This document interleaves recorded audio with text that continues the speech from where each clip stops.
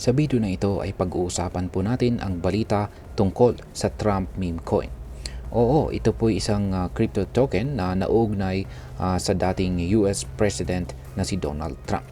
Sa kabila po ng malaking pagbaba ng presyo nito mula sa $80 patungong $31, tila hindi po nawawala ang interes ng mga tao sa token na ito. Kaya naman sa video na ito ay aalamin po natin kung bakit napakalaking usapan ang Trump meme coin na ito.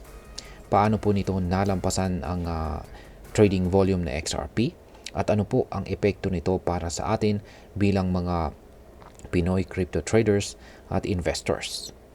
Kaya yan po ang siyang ating aalamin sa video na ito. Pero bago po tayo magpatuloy, ay nais ko lamang po munang bigyang linaw ang aking disclaimer kung saan ang nilalaman po ng video na ito ay hindi po ito isang financial advice.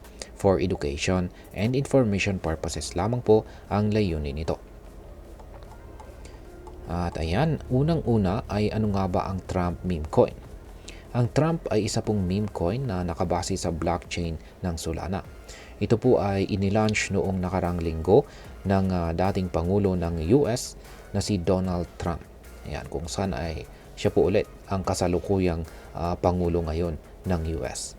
Dahil po sa kanyang kontrobersyal na personalidad, hindi na nakakapagtaka o hindi nakapagtataka na maraming tao ang agad na naintriga dito. Sa umpisa pa lamang ang launching nito, pumalo na agad ang presyo ng Trump meme coin malapit po sa presyong $80.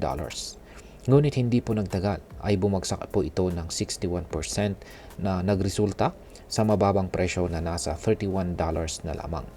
Sa kabila po nito ay marami pa rin ang interesado dito sa Trump meme coin at patuloy po itong pinag-uusapan dito sa crypto community.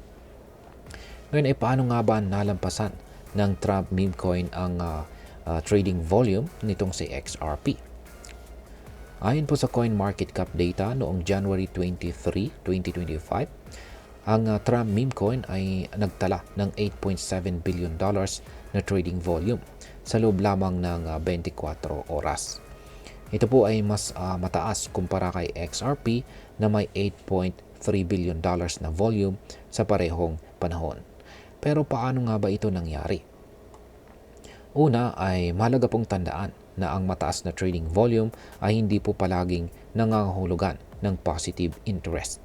Ang ganitong volume ay maaari pong dulot ng maraming buy at saka sell activities. Sa kaso po ng Trump meme coin, maraming analyst ang naniniwala ng mataas na volume nito ay dahil po sa mga malalaking sell-off o pagbebenta ng token habang bumababa ang presyo. Ibig sabihin, kahit bumagsak na ang halaga ng token, may mga traders pa rin na aktibong nakikipag-transaction dito. Pangalawa, ang Trump meme coin ay malapit ang kanyang volume kay Solana na may $8.9 billion trading volume. Ibig sabihin ay kahit na isang bagong meme coin lang itong Trump meme coin, nagawa po nitong makipagsabayan sa mga established na coins tulad po ni XRP at saka si Solana. Ngayon ay bakit nga ba patuloy ang interest sa Trump meme coin na ito? Ayan. Una ay meron po tayong tatlong dahilan rito. At una ay ang hype at saka sentimental value ang posibleng dahilan. Yan, hindi po maikakaila na si Donald Trump ay isa sa mga pinaka-kontrobersyal at pinag-uusapang personalidad sa kasaysayan ng politika. Ang koneksyon po niya sa token na ito ay nagdadala ng curiosity mula sa mga tao or crypto traders man o hindi. Pangalawa ay ang speculative trading.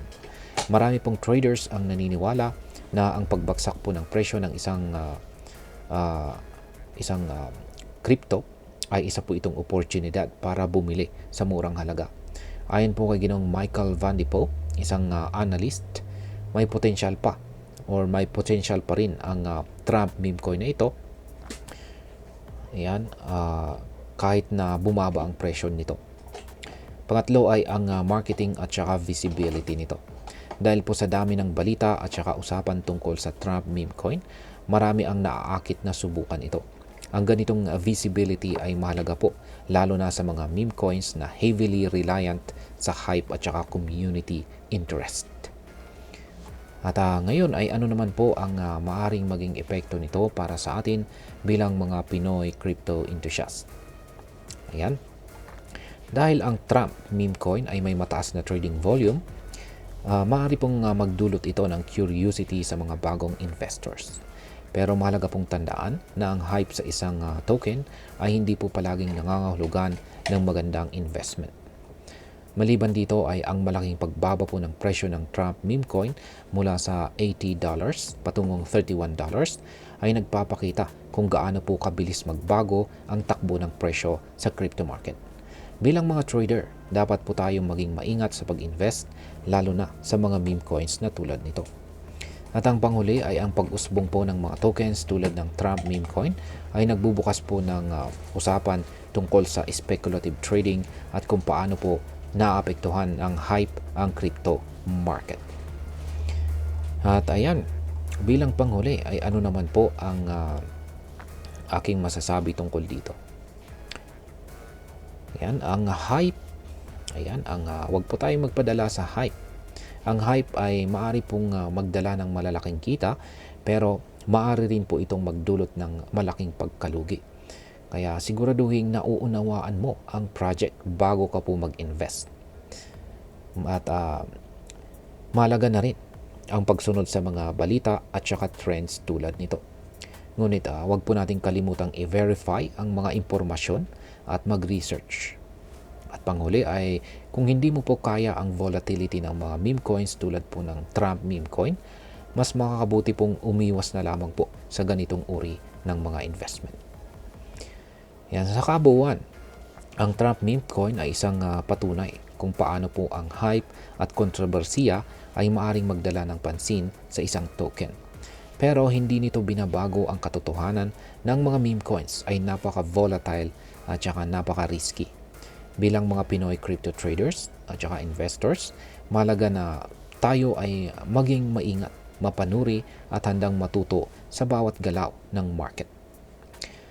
At ayan po, hanggang dito na lamang po tayo sa video na ito mga ka-crypto. Sana po ay inyong nagustuhan ang aking paliwanag sa video na ito. Kung inyo po itong nagustuhan, pag-click lamang po ang like button nito. Marami pong salamat sa panonood. Ingat po tayo lagi at God bless po sa ating lahat.